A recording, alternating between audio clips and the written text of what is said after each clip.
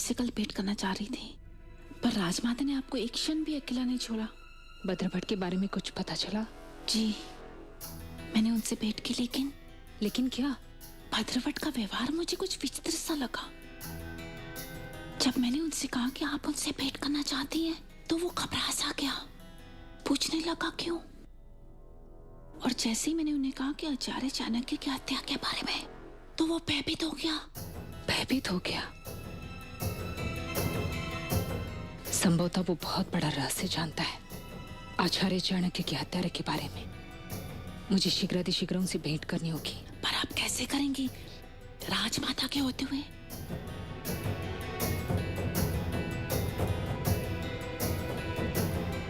अब ईश्वर ही हमारी सहायता करेंगे। ईश्वर हमारी सहायता तभी कर सकते हैं जब हम स्वयं अपनी सहायता करने का प्रयास करें। हमें प्रति पल सतर्क रहना होगा और अब हमें एक एक पग बहुत ही चतुराई और फूंक फूंक कर रखना होगा।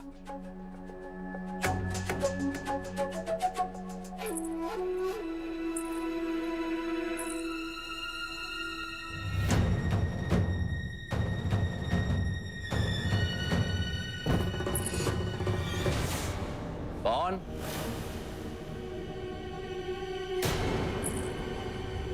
कौन है वहां?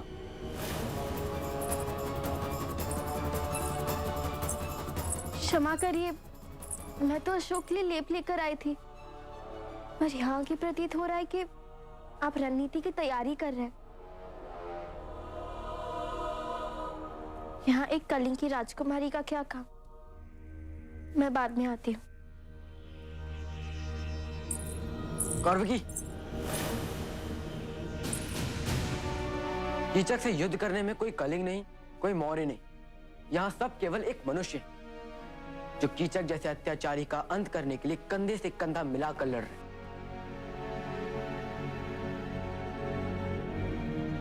हमारा अगला लक्ष्य है धनंजय की मृत्यु, और उसके लिए हमें धनंजय की सूचना प्रति पल मिलते रहनी चाहिए। वो क्या सोचता है, वो कब उठता है, वो कब और कहां कहां जाता है, उसके आसपास कौन रहता है, वो सारी सूचना चाहिए।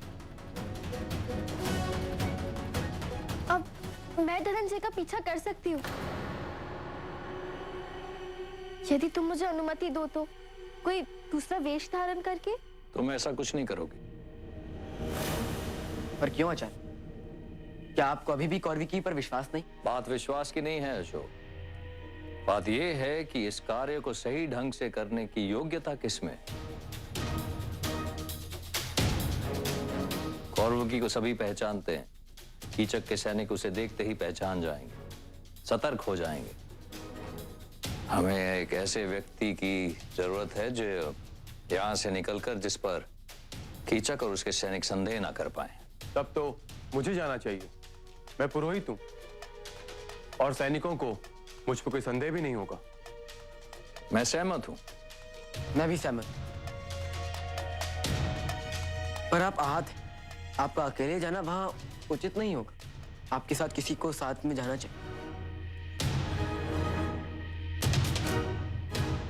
भुला जाएगा मेरे साथ।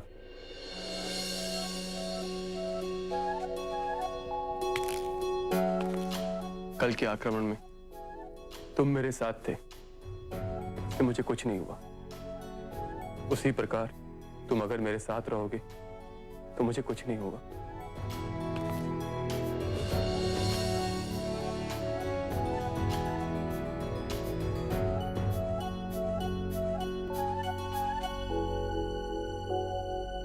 मैं जानती हूँ अशोक अधर्म के विरुद्ध युद्ध कर रहा है, पर मैं उसका साथ नहीं दे सकती। अपने पिता के प्राणों की रक्षा के लिए मुझे ये मूल्य चुकाना ही होगा। पर यदि मेरे पास एक विकल्प और होता, तुम जैसे व्यक्ति के साथ विश्वासघात करने के अतिरिक्त, तो मैं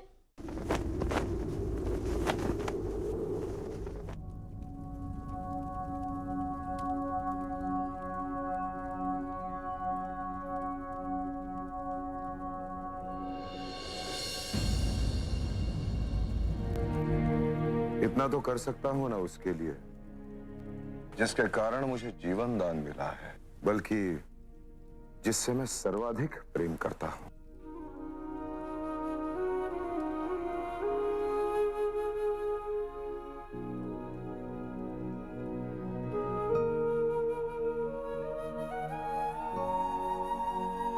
आपकी व्याकुलता आपके मुख पर स्पष्ट दिखाई दे रही है। क्या हुआ धर्मा? सम्राट, मैं आपसे एक आवश्यक बात करना चाहती हूँ। अवश्य कहिए।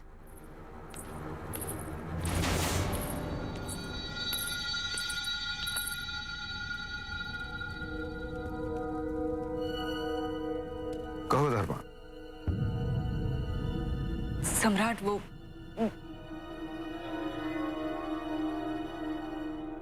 जब से मैं गिरी हूं तब से मुझे भय है कि कहीं मेरे घर में कुछ, बस यही सोच सोच कर व्याकुल होती रहती हूँ। क्या हम हमारी आजन्मी संतान के लिए एक पूजा आयोजित कर सकते हैं? पिछली बार भी अशोक के नौकायान दुर्घटना के कारण बहुत दूरी रह गई थी। अवश्य, मैं अपने इस अजन्मे संतान के लिए कुछ भी कर सकता हूं। स्वयं के असावधानी के कारण एक संतान खो चुका, अब दूसरी संतान नहीं खो सकता। मुझे क्षमा कर दीजिए सम्राट, मैं आपको पूर्ण सत्य नहीं बता सकी। मैं राजपुरोहित से कहकर पूजा की तैयारी करवाता।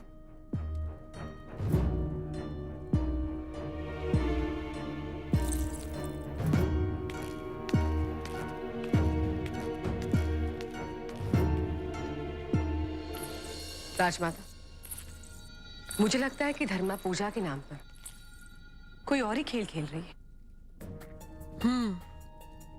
यदि वो छानबीन करने का प्रयास कर रही है तो हम सुनिश्चित करेंगे कि उसके हाथ कुछ भी न लगे।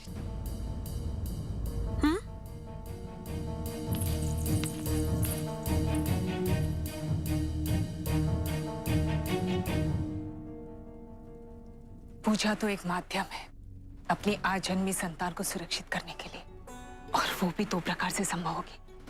पहला, हमें ईश्वर की कृपा मिलेगी, और दूसरा, आचार्य चाणक्य की हत्यारे का ढूंढने का अवसर, मगध की शत्रुओं तक पहुंचने का अवसर।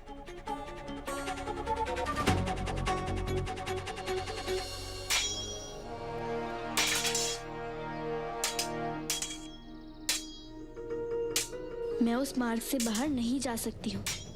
पत्र भेजना ही एक विकल्प है।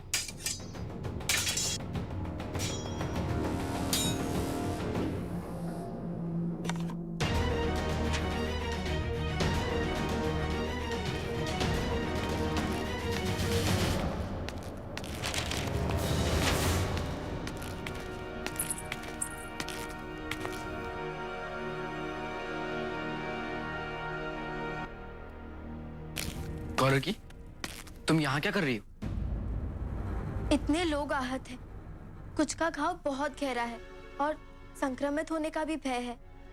मैंने सोचा उनकी पीड़ा कम करने हेतु, उनके घाव भरने हेतु मुझे लेप इत्यादि की विधि मिल जाती तो। जहाँ मानवता होती है वहां कोई शत्रु नहीं, कोई भिन्नता नहीं, और कौन विश्वास करेगा कि कलिंग की राजकुमारी मगध का साथ दे रही? पर है तो ये सत्य ही, और इसके लिए मैं तुम्हें धन्यवाद कहना चाहता हूँ गौरकी, कि तुमने मेरी विश्वास स्तंभ के संदेश को सार्थक कर दिया। और हाँ, जो तुम ढूंढ रही हो वो तुम्हें वहां मिलेगा। और कुछ?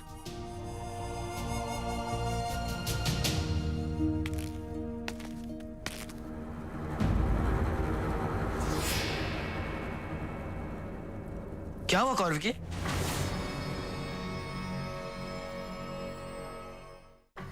विश्वास स्तंभ की सार्थकता मुझसे नहीं, तुमसे संभव हुई है, क्योंकि तुमने मुझ पर उस वक्त विश्वास किया जिस समय किसी को मुझ पर विश्वास नहीं था।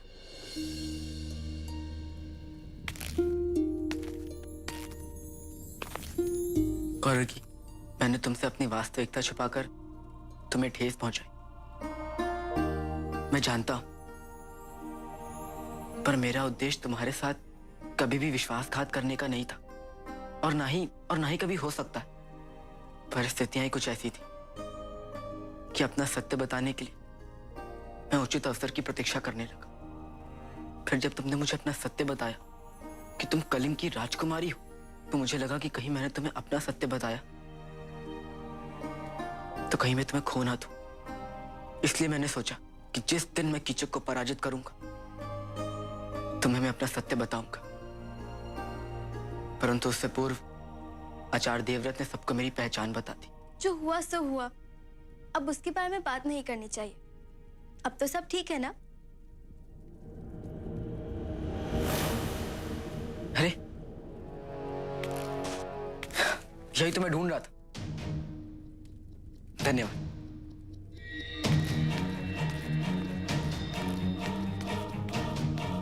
रुको।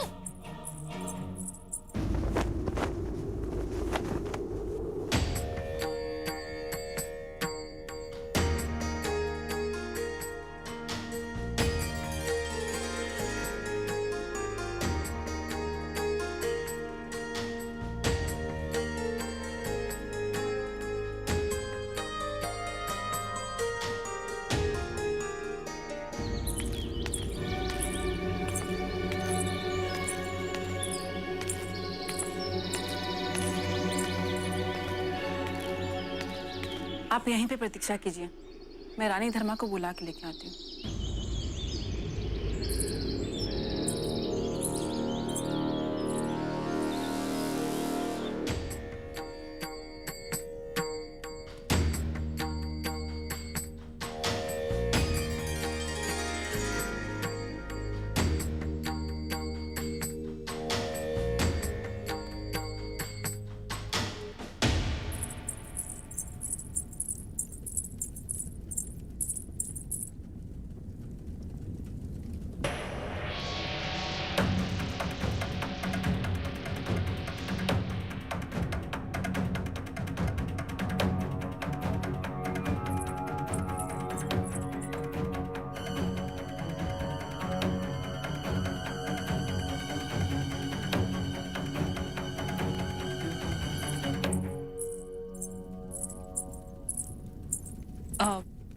शेष प्रसाद कहाँ है? वो वहां रखा है।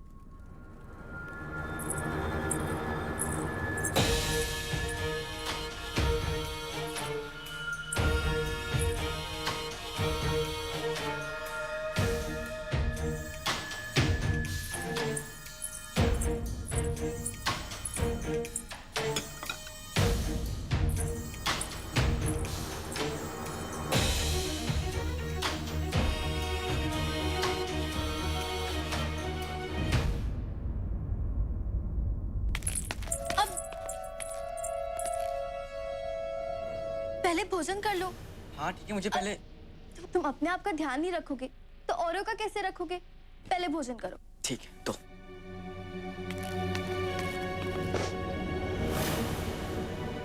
धन्यवाद।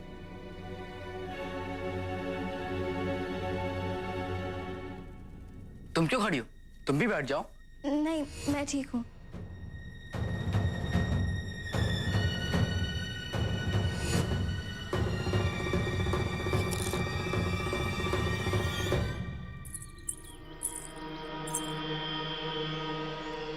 आपने सभा में जो कुछ भी कहा मैं जानती हूँ। जो आचार्य दूर से ही संकट को भांप लेते थे, उन्हें अपनी शत्रुओं की इतनी बड़ी चाल पर संदेह नहीं हुआ। यह असंभव है।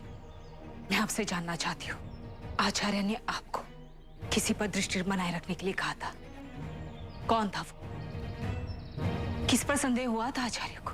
क्षमा करिएगा आचार्य, पर ये आपके लिए आया है। किसने भेजा है? क्या नहीं आचार्य, केवल इतना कहा गया है कि ये आपके लिए। बोलिए भद्रभट, क्या वो राज परिवार का कोई सदस्य था? मुझे कुछ नहीं पता। आपको कुछ नहीं पता तो फिर आप इतने घबराए हुए क्यों हैं? देखिए, मैं आपको एक और अवसर देती हूँ आपकी निर्दोषिता सिद्ध करने के लिए। ज्ञात रहे, यदि आप आचार्य चाणक्य के बारे में कुछ भी जानते हैं और आप मौन रहे तो ये राजद्रोह है। मुझे कुछ नहीं पता रानी धर्मा। उस दिन मैंने कुछ भी ऐसा नहीं देखा जो उल्लेखनीय हो। कौन कहाँ गया था, कब लौटा, मुझे कुछ नहीं पता रानी धर्मा, मुझे कुछ नहीं पता। आप ऐसे घबराइए नहीं, बताइए कौन था वो?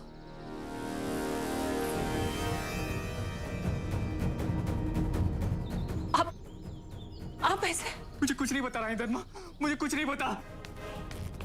सुनिए, अरे रुकिए। अब मुझे विश्वास हो गया है कि अवश्य कुछ जानते और छुपा रहे, पर क्यों ऐसे अचानक यहाँ से भाग क्यों गया? अर्थात हमारी बातें कोई चुप कर सुन रहा था। कौन हो सकता है?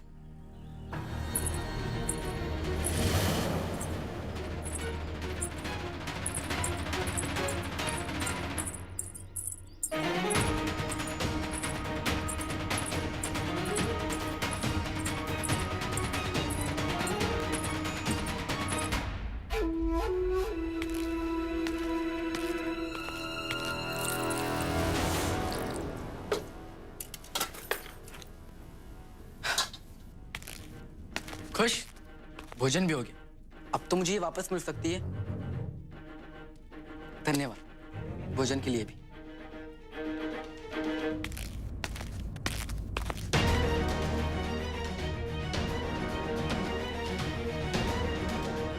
मेरे पास अपने पिता की सुरक्षा सुनिश्चित करने का और कोई विकल्प नहीं है अशोक।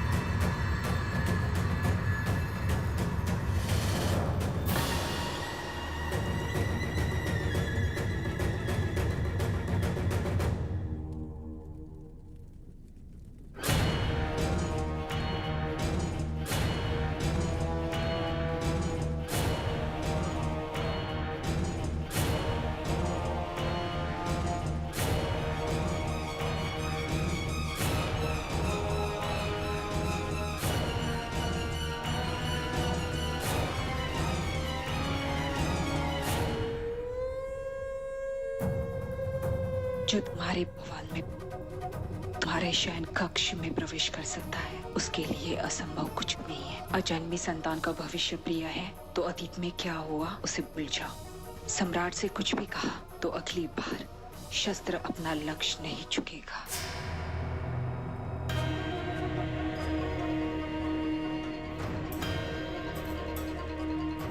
मुझे सम्राट को बताना होगा।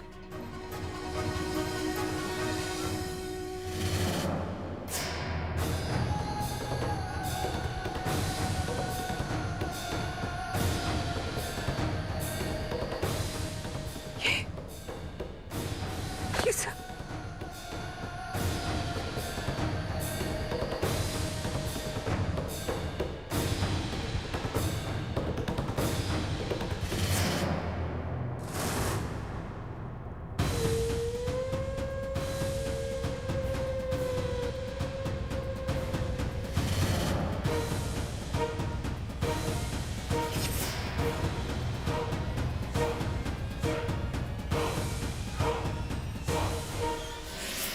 अब हमारी पुत्र वधु को हमारी आवश्यकता है।